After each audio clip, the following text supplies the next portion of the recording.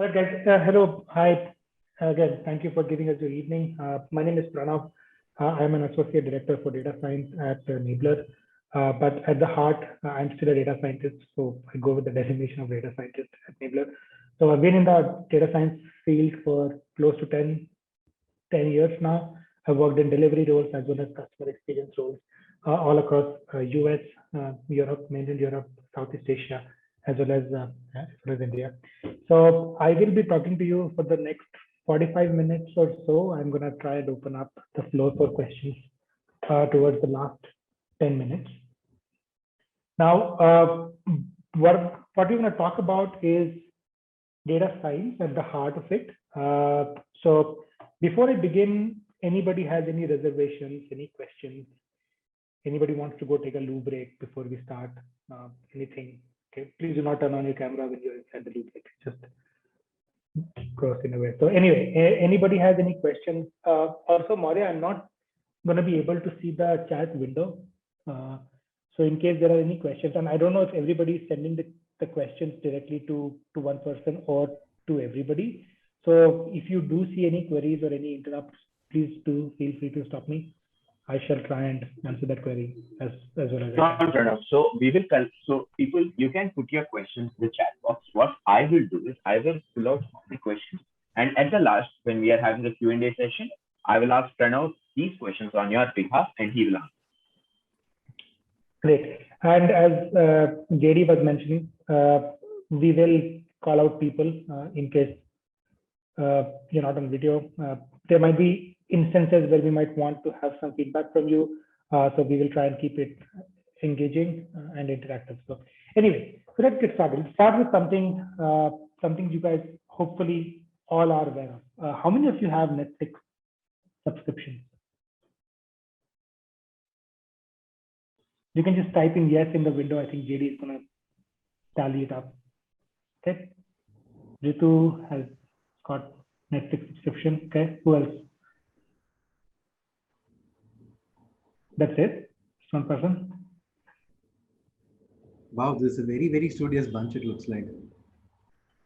Pranav, we don't have Netflix subscription, Pranav. We take it from our friend. Yeah, I think that's what I was going to say. Like, how many of you are watching it using your friend's subscription? This is my next question.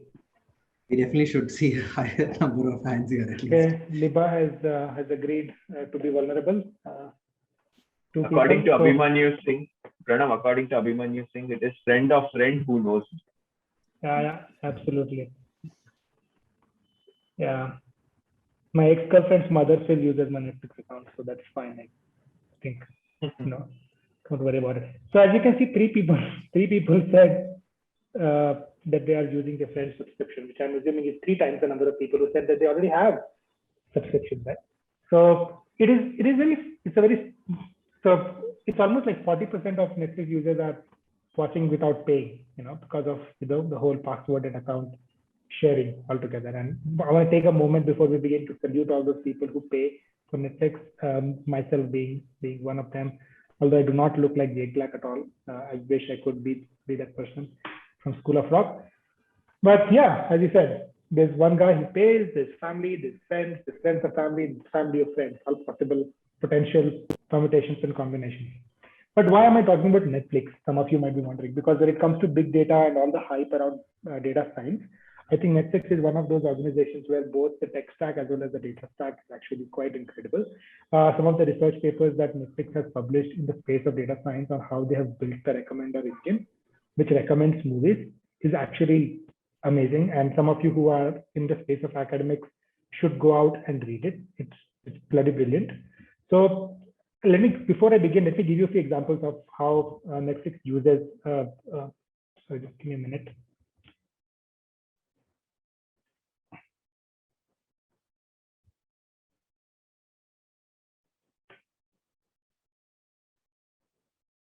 Sorry, got a ping and stopping. Yeah. So let me give you examples of how Netflix uses data science. So one of the primary functions which is at the heart of Netflix when it comes to data science is they being able to recommend what movie you should watch, right? So, and it is not just recommending what movie you can watch, but they also try to So that number of stars that you see in front of a movie is actually not the standard rating of that movie, but it is basically the number of stars that you shall give to that movie if you were to watch it, which is based on Netflix's very own recommender engine. Not just that, the thumbnails of a TV show or the thumbnails of a movie that you see are actually customized for every user. So the same movie can have thumbnail one, which will show, let's say, a preferred actor that you really like in Spotlight, whereas it might show a completely different actress or somebody who's just got like a short 5-minute role. But if that is an actor that you really prefer, it will probably show you that thumbnail.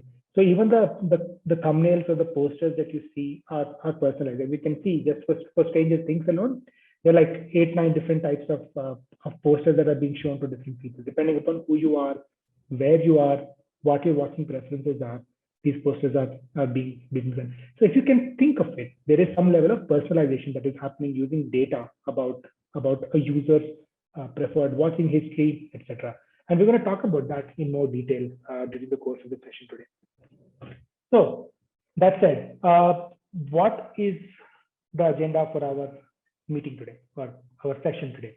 So what I wanted to do, given most of you are fairly new in the space of data science, sorry, what I want to do is I want to talk to you a little bit about what data science is. And trust me, we have done data science, both Jaideep and I have been in the space of data science for collectively over 25 years or so. So we know what different customers are doing, and we know how it is defined. So we also want to tell you a little bit about what does a day in the life of a data scientist looks like what is it that the data scientists possibly do, and we'll try and cover what you need to learn and how can we help.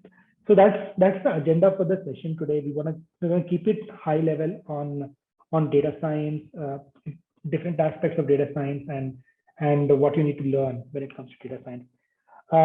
Anything else that you guys feel we should over-index on? Anything you want us to focus more on during the session? And I'm going to try and customize my session to that. Randhir, are you okay with the agenda, the flow? I'm getting a couple of yes, Pranav, so we can go ahead with that. Okay, sounds good. All right, so let me start with like what really is data science.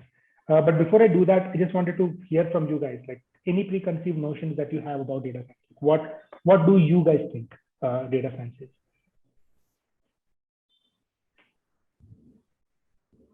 Should probably pick names now. Yep. Who was eating dinner, lunch? Deepak.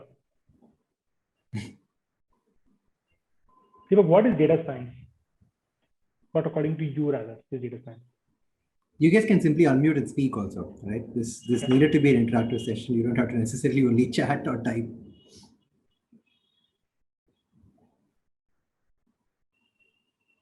Okay, I think we have lost Deepak. Let's speak to Abhimanyu. He seems very sincere. Mm-hmm. Abhimanyu, what do you think? What is data science? Don't type, just unmute and speak. That's perfectly fine. No. Hello. He's typing.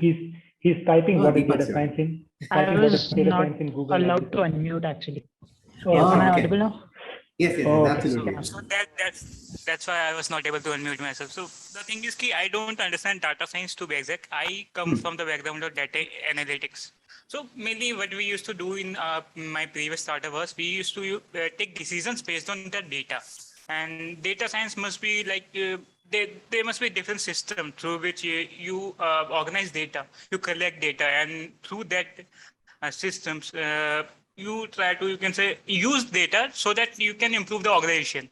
I think this is what I understand for now. No, good, very good, Deepak. I think at the heart of it, what data science is basically it's a study of data to answer questions. Like, there are three things which are very fundamental to the aspects of data science. One is the aspect of questions. It is trying to answer a few questions and trying to get the organization get better.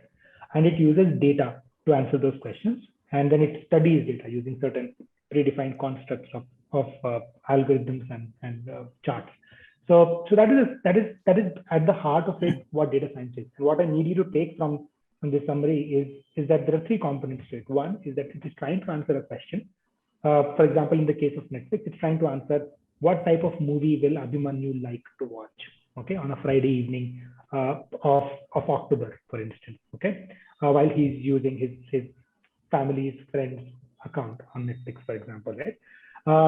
And then what data do they need to know from Abhimanyu's prior behavior or people who are like Abhimanyu? What data can be used by Netflix to make that recommendation? And what type of algorithms or what type of study needs or research needs to be conducted on top of the data to get you those answers, right? So that is basically a contextualization of the same Netflix problems we saw across these three dimensions. So let's say you're a data scientist in Netflix, right? And again, I know that there's a computer algorithm running in the backend, but if you have to recommend a movie to a user, how will you go about recommending the movie? So if you have to do this, how will you go about doing it? So ideal way to approach this question, if you remember the three components, right? Study, question, and data. You will start with what? You'll start with questions. You will ask more questions. Now, for you to recommend a good movie to a user, what type of questions could you ask? And I'm going to open the platform and hear from you guys in a minute. But before I do that, first I want to tell you different types of questions that can be asked. Okay. So within this framework of data science, so there is another Pranav trying to get admitted. So there are four types of questions. Right? So one is descriptive. The second one is diagnostic. Then you have predictive, and then you have prescriptive. So descriptive questions try to answer what happened. So these are like facts. For example, what was the maximum temperature today? Is a descriptive question, right? Which is fact. You cannot change that state of affairs. Then there is diagnostic, which is why did something happen? Okay, which is probably because there was a depression, because of which there's a lot of hot winds blowing in, which is why the temperature was what it was. Then it's predictive, which is what could happen. Because given that the temperature has been ranging between 15 to 20 degrees over the last 5 days, what would you predict as the temperature for tomorrow or day after tomorrow? So that's a predictive question, which is what could happen. And then there's prescriptive, which is what should we do? For instance, should we plan to buy an umbrella in case you don't have an umbrella? Based on the chances of a rain, do you need to do that? So these are the four types of questions. Now, within the remit of the Netflix problem of what movie should I recommend a user? What I want to do is I want to open up the floor and just feel free to type in what type of questions will you start off with? Let's take a shot across these buckets. Go ahead.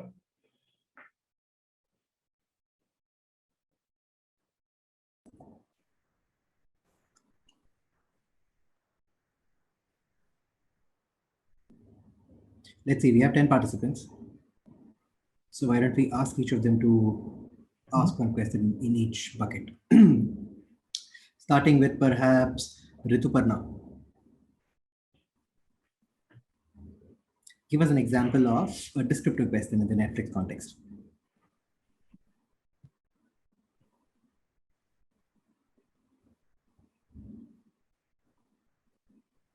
Rituparna is like, I thought this college session, I just put attendance and echo off.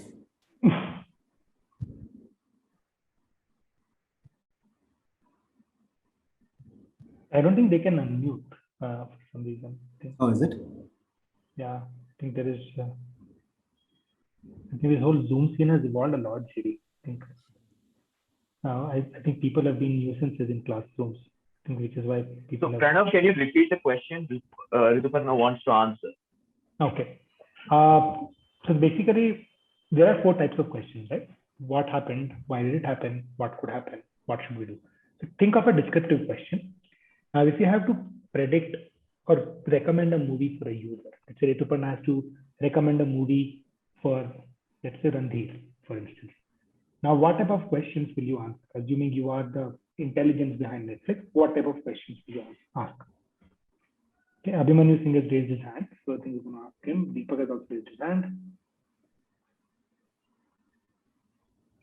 So the first question in case of descriptive could be like what kind of genres the user has a history of watching. So we Correct. get Fantastic. Correct. But you can make that question more specific also, right? Like, which is, sorry. Sorry. So you can, yeah, absolutely. That is a very good question. What else? Think of anything else. So you can ask the question, what genres? What else can you ask?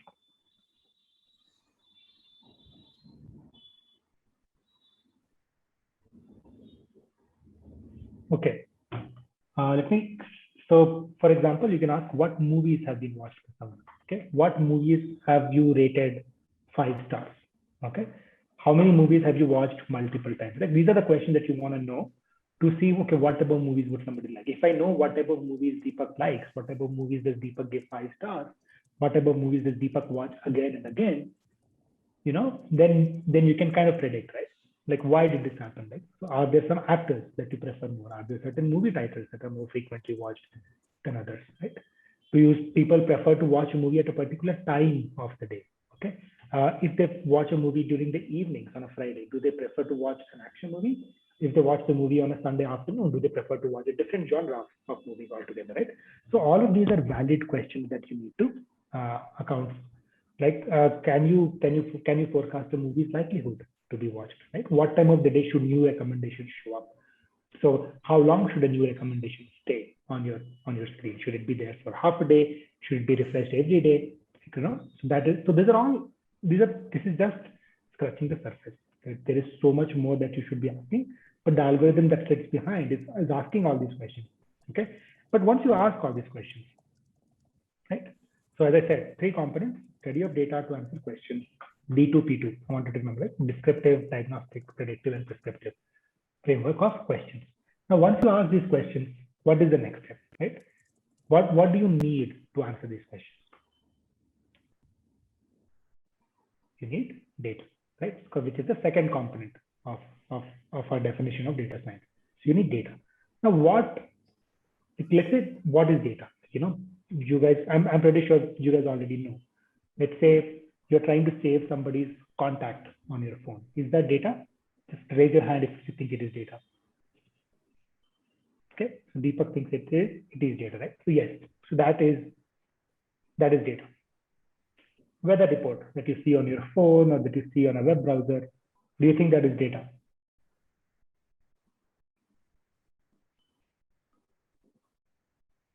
Yep, that is also data, correct. Airport or train reports, train timetables or schedules, right? Time of departure, time of arrival, that's also data, right? So basically facts, figures, information, and a lot of it, even images today can be decoded as data because you can now read pixels and that can become data. So that is a very loose definition of data. Now, for you to answer all these questions, right? What data do you think you will need?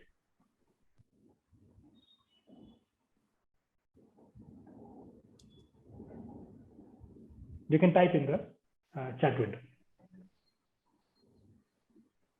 Let's ask Liba. You may want to repeat the question though, Pranav. So to answer all these questions that we just spoke about, so as I said, right? Let me rephrase it.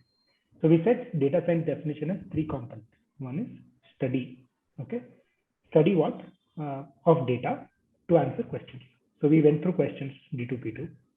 Now these are some questions that we all mutually agree are valid questions to ask if you want to answer what movie should be recommended. Now, for you to answer this question, what movies have been watched by someone or what movies were rated faster, what data do you think you will need?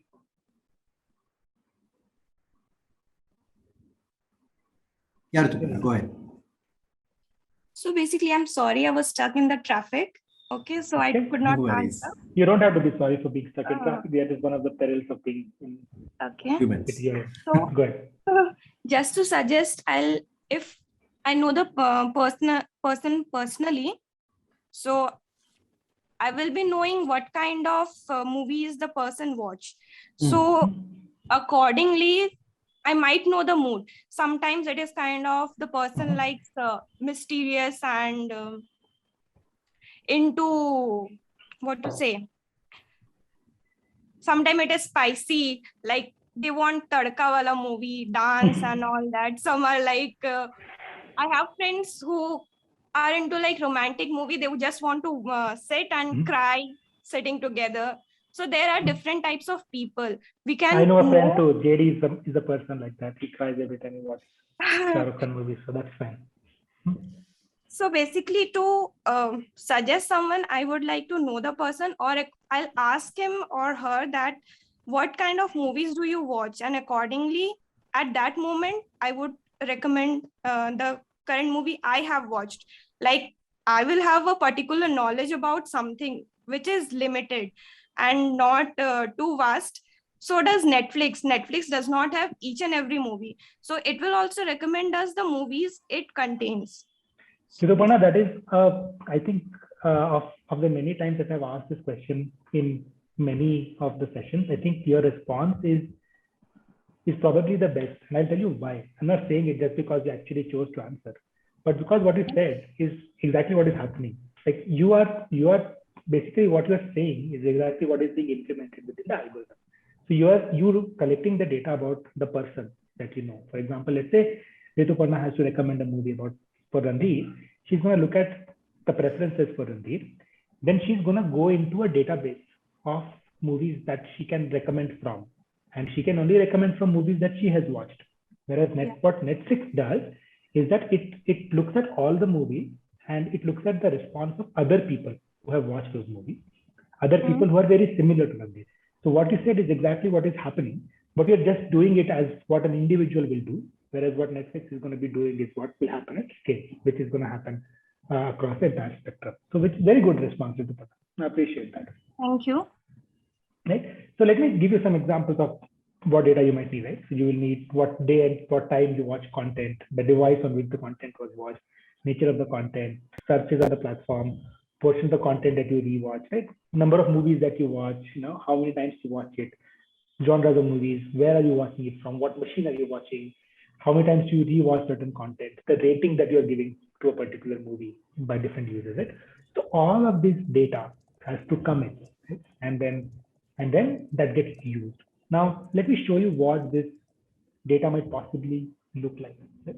So in the backend, this is what we call as the table, right? So a table will have data which will be at a user level. So let's say we are referring to, right now I'm referring to John Doe as a user, but if I'm trying to predict the movies for Ranveer, this name user will become Ranveer and not John Doe, because we are trying to recommend the movie for Ranveer. In this table, we can see that Ranveer has watched, or John Doe has watched Gravity 2 times. He's watched Wolf of Wall Street 1 time. He's watched Inception 6 times, Dark Knight 3 times, Interstellar 4 times, right? Looking at all of this, we can also see that he's given 5-star rating. Let me just see if just give me 1 minute. Let me try to get a pen here. There we go. So we can see clearly that Ranveer has watched Inception, Dark Knight, and Interstellar, and he has given 5 ratings to all of them. Sounds good. All of them have been directed by Christopher Nolan. So anybody who's looking at this table, like me, I will be like, oh, sure, I would like to recommend, I don't know, Tenet to Ranveer, because Tenet is directed by Christopher Nolan. It is sci-fi. Sci-fi is also something that this guy likes. And it is directed by Christopher Nolan. So I would probably go ahead and recommend it. So this is what I am doing as a human being by looking at this table. But imagine that the number of movies that John has watched is like millions, like not millions technically, hundreds of thousands of movies, hundreds and thousands of movies have been watched. So it is very hard for an individual to go through and recommend a movie, although you can, but a machine can do this much faster. But this is an example of what a movie will look like. So looking at this, you'll be like, okay, cool. Maybe Martin Scorsese is not a good director for this guy, so I will probably not recommend. I can't think of a Martin Scorsese movie, Giri. I don't know if you can think of, but so this guy likes sci-fi, but this guy doesn't like, movies about space, for example. So Gravity has gotten a fairly okay rating, whereas these have got ratings of 5. So as you can see, right, by just looking at this table, all I'm doing is I'm trying to recommend a movie. So I will say Tenet could be a good movie. I would also want to recommend other Christopher Nolan movies. I'm trying to recall. I think there is a movie called Prestige, if any of you remember, right? So I might probably recommend Prestige from here, right? So, and then I might run some experiments. So this is what I'm doing as a human being by looking at this data. Whereas what the algorithm will do is like, it will look at this data, which will be very long table. It will have hundreds and thousands of rows, and using that, it will make this call. Okay. Does this make sense, everybody? Does this resonate with you? Deepak says yes. Cool. Sounds good. So as I said, I'll keep returning to this definition, right? So we said there's three components. One is study, second one is data to answer questions. So we went through questions. So what are the four? Descriptive, diagnostic, prescriptive, and predict. Study of data, which are basically nothing but facts and figures, right? And then the last part is study. Right? So what I was doing on this previous table, if you remember, I was doing a study of it. Right? I was doing an algorithm through my own brain, but my brain is limited. Okay, primarily because I'm old and because I'm dumb. But in general, a machine can do this much faster. Right? So because machine has immense amount of power. Okay? So this study component that I'm talking to you about, this component, this requires what we call as scale. What do you mean by scale? Scale means being able to do something in large volume in a limited amount of time.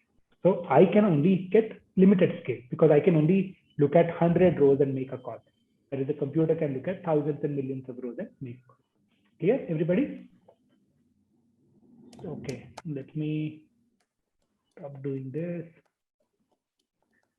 Now comes the study part. So you have all the questions that you wanted to answer. You got all the data that you needed. Now what is the next step? You want to study it. So you want to study it using two aspects. So to study it, what you need stats and charts. So I'll explain to you what charts are. Okay. And the other one is, algorithms, which is the math behind it and the model. So chart is nothing but, how to say this? So it's a bar chart. There's a pie chart, right? So this one here, this here is called as a bar chart, okay? Because there are so many bars here, right? This one is called as a pie chart, which shows a component. This one is called as a scatter plot, okay? Okay. So for example, if we look at the Netflix example, here you can say, what are the different genres of movies that a person likes to watch? So let's say this is mystery. This one is romance. Okay. This one is sci-fi. Okay. This one is drama. So it shows of all the 100% of the movies a person likes to watch, what is the movie that person likes to watch more. Okay. Here you can have different types of movies that are being watched in different genres.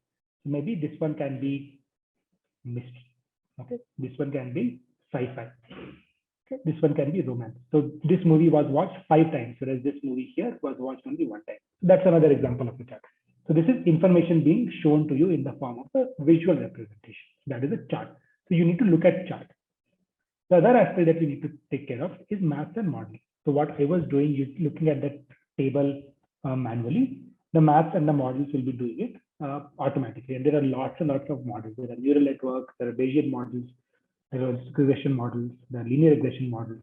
So all of these models and algorithms are basically used to make a prediction. I will give you an example.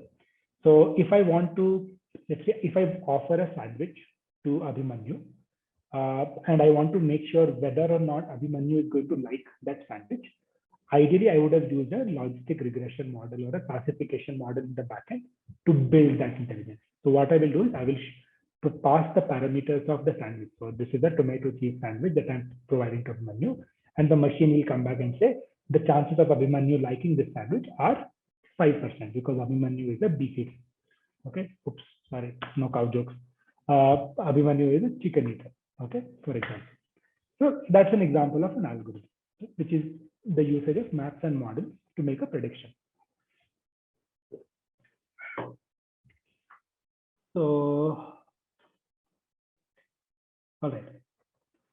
What I want to do now is we want to do a small demo, something that can make things visualize better for you. But before I do that, let's go back to the definition, right? What is data science? Data science is a study of data to answer questions. To study questions, you need 4 types of questions: descriptive, diagnostic, predictive, and prescriptive. Data, which is facts and figures, and study will involve you to look at algorithms as well as charts. Okay, cool.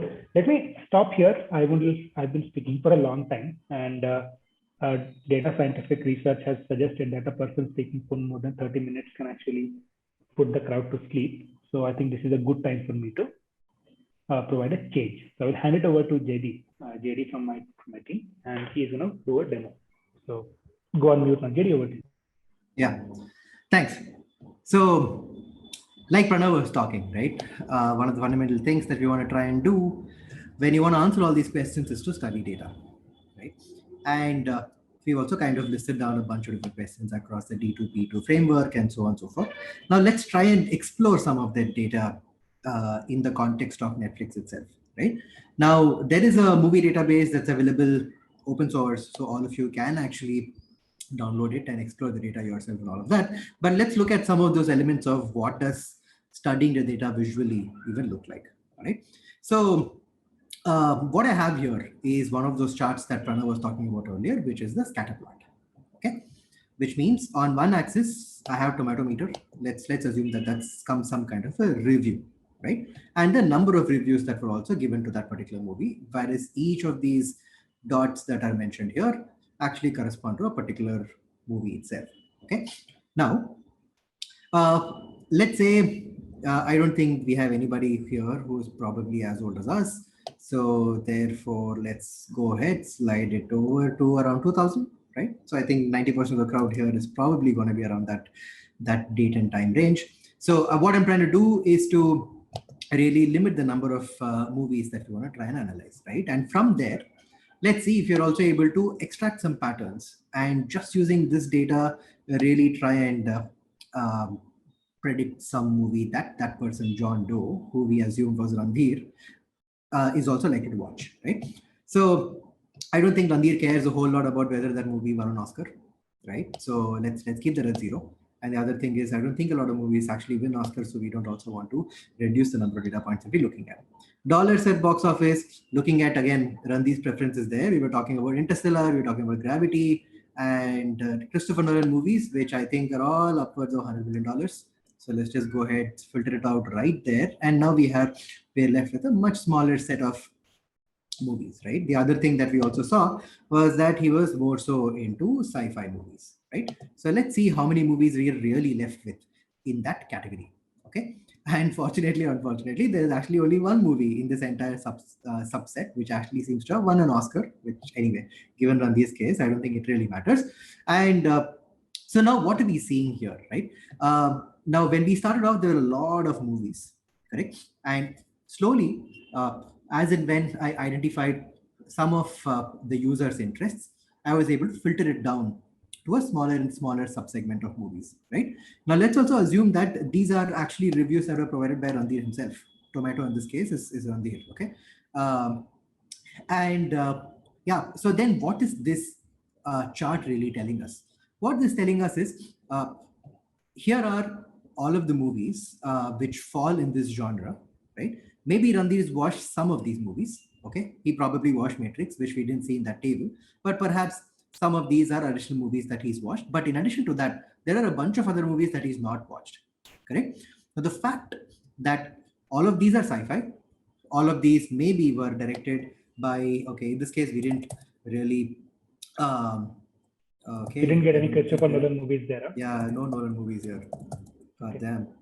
Yeah, that doesn't matter. Anyway, we are anyway recommending some movies for Randhir to watch tonight, so it doesn't really matter. Randhir, expand your choices. So here is a subset of movies, therefore, and all of which have a certain similar kind of criteria, right? All of them are sci-fi. All of them seem to have more than $200 million at the box office, directed more or less after Ranveer was born, so on and so forth. So very likely that he's gonna like one of the other movies that are also in these set of dots, which he's probably not watched, right? So if I were to then randomly pick a movie for tonight, I'd maybe suggest, hey Ranveer, just go ahead and watch X-Men. You probably haven't watched that, and very high chances that you may also like it, right? Even though it is not directed by Christopher Nolan, because there are all kinds of weird sci-fi shit happening there. So very likely you'll have a good time tonight. So this is a very, like Pranav was mentioning, a very manual way of studying the data, right? By simply visualizing it, by simply applying what we know about the user, what we know about the movie, to reduce the amount of data and the subset of data that we are looking at, right? Now, in the context of Netflix, of course, it's known for implementing complex algorithms and all of that. Obviously, we're not going to go into the intricacies of how those work. Maybe we can do a deep dive on that in a subsequent session. But having attended the session, and because end of the day, all of us do want to sound smart. So if you want to go and show off to your other college mates that, hey, I know now how Netflix works, here is a cool sounding term that you may like to just write down or remember: collaborative filtering. Okay, now filtering is again the kind of process that we just went through. Okay, collaborative, because now I'm also trying to assess the kind of person Ranveer is, right? At the same time, the kind of movies he tries to watch and so on. So in some way or form, I'm trying to collaborate or correlate between a lot of different items, in this case, movies and users, in order to filter down the amount of data, in this case, the movies, that I can recommend. Okay, so that in a very, very crude nutshell is kind of what Netflix is doing in the background. So collaborative filtering is one of the fundamental algorithms that not just Netflix, right? If you talk about, let's say, the likes of Amazon, Flipkart, or any business these days which works on recommending things based on users' prior activity, that's the kind of algorithm that is most likely used in all of these cases, right? Every time you see people who bought this also bought this, that's what is playing in the background. Exactly, right? So yeah, so that was a very quick study of data, albeit very visually, that we went through right now. And what all of this then means is, Pranav, you're going to bring up the slide? Yeah, I'm going to bring up the slide. Cool.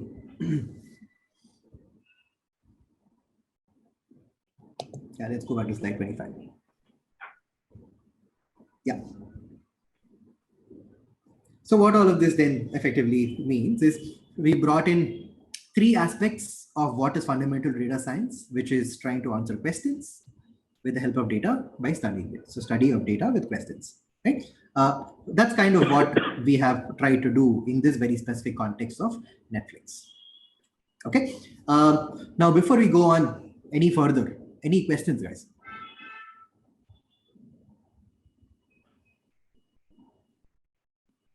Yeah, Deepa, go ahead. You're on mute, Deepa. I think they need to be unmuted. Can unmute, guys. You can unmute yourself and answer the questions. Yeah, Yeah, I mean, right, but go ahead, it Deepak. was not telling me just 5 seconds ago. So what is the difference between data analytics and data science? I knew you would Because, come to the question. Yeah. All right. Yeah. Good question, right? And I think partly the reason why we wanted to also do this session was to demystify as well as bust a lot of the myths that keep floating around. Okay. Now, a quick trip down the memory lane, probably for me and Pranav, is, see, whatever we're talking about in the form of data science is not something that's extremely novel or never existed. Okay. Companies like Walmart, Citibank, and yeah, all of these big giants, MetLife, insurance companies, all of them have been doing the same kind of decisions with a lot of data and studying it in very, very similar ways that we do right now for over 50, 60 years now. Okay. Back then it was called statistics, which then kind of evolved to modeling. Then came the buzzword around analytics. Then came a buzzword around decision sciences. And now we are in the era of things being called data science. Machine learning, and deep which learning, is all of evolving that. into artificial intelligence, machine learning, and all of that. Okay. Now, because this industry has grown so vast, it just made sense to look at people as specialists in one or few of these areas. Okay. Now, a data scientist in its pure play definition is someone who does a lot of work, most likely research work, in the study side of things, especially with respect to visualizing and using complex algorithms to study data, right? This includes all of your regular regression models to begin with, your machine learning models, your deep learning, neural net models, and so on and so forth. Okay, so a person who spends most of his time in studying data through various forms of algorithmic workloads can be potentially called a data scientist. Okay, now a data analyst is seen to be a person who typically collects the data, who operates primarily in this data segment, right? Who typically collects the data, makes sure that the data is in a good usable format, that it is not very noisy, that there is no missing values and all of that stuff, which is very, very important for the data scientist to do his job. Okay. Now, another term that is also often used is the role of a translator or a business analyst. Okay. Now, again, that is a term that is typically used for people who play an important role in the questions side of things. Okay. Now, let me actually ask you this question real quick. What do you think for a customer is the most important aspect of a data science problem?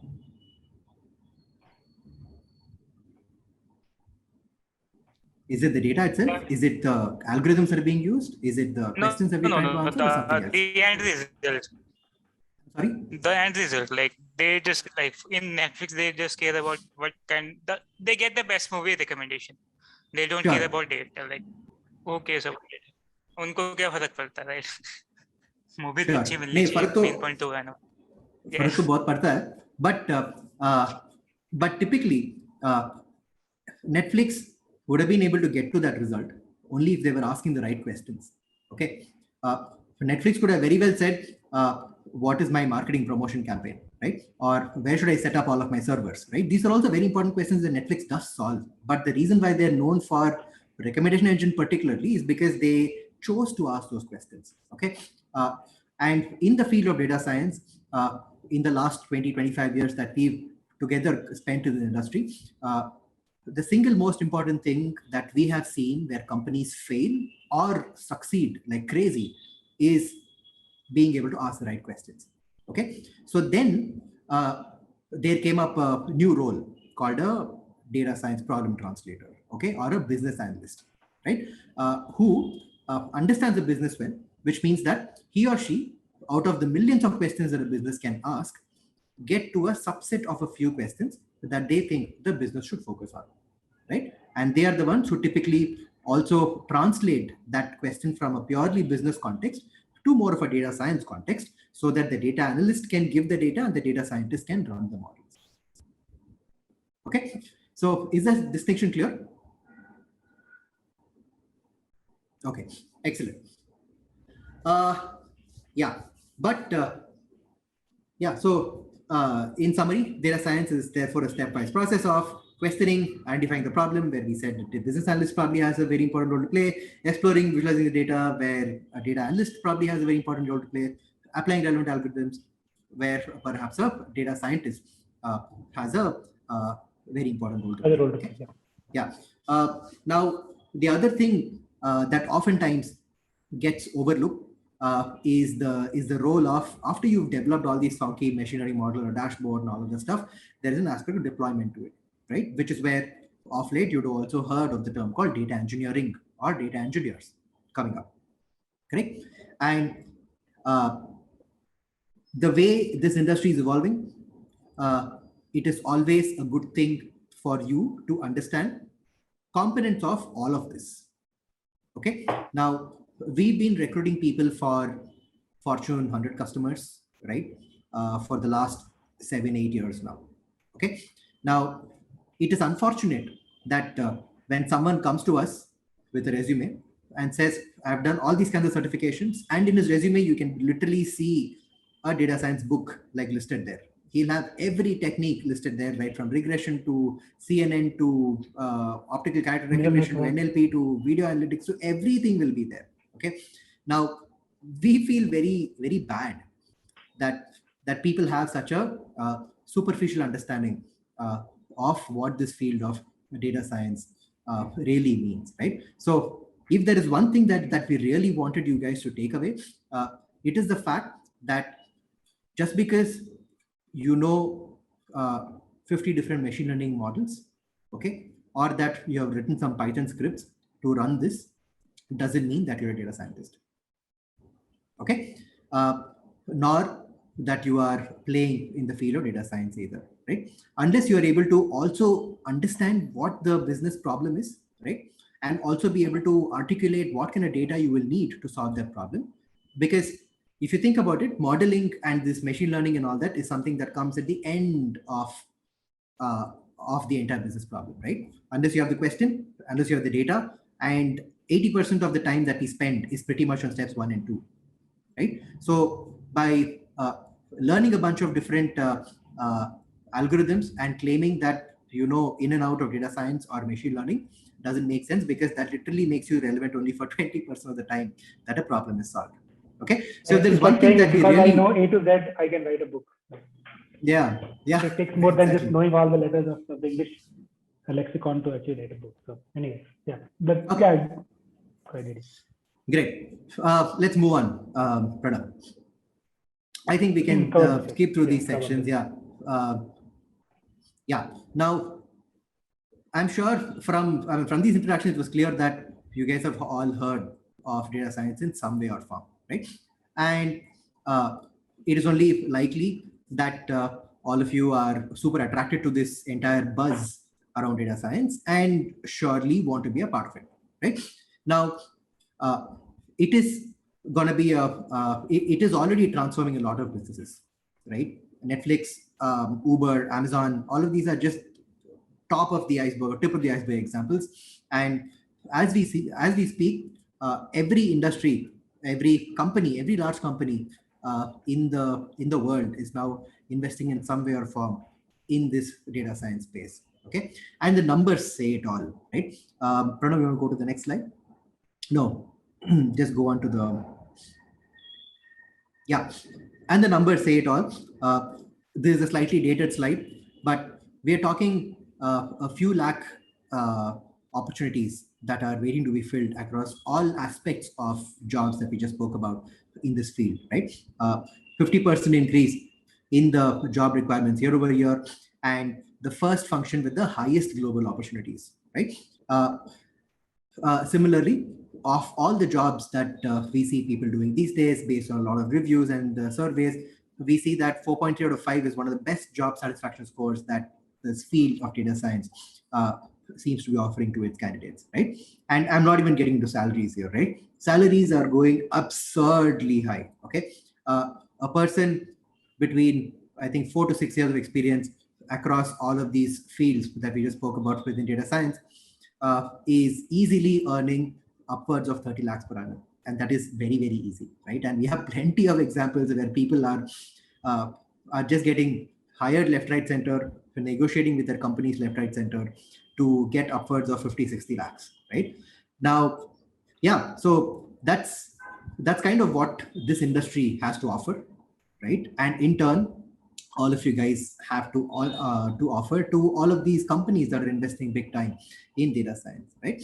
And yeah, and I think that's pretty much what we wanted to really convey today, right from giving you a very, very preliminary understanding of what data science is, which is a study of data to answer business questions, to putting it in context of a Netflix use case, as well as bust some of the myth around the field of data science and what it has to offer to you. Okay,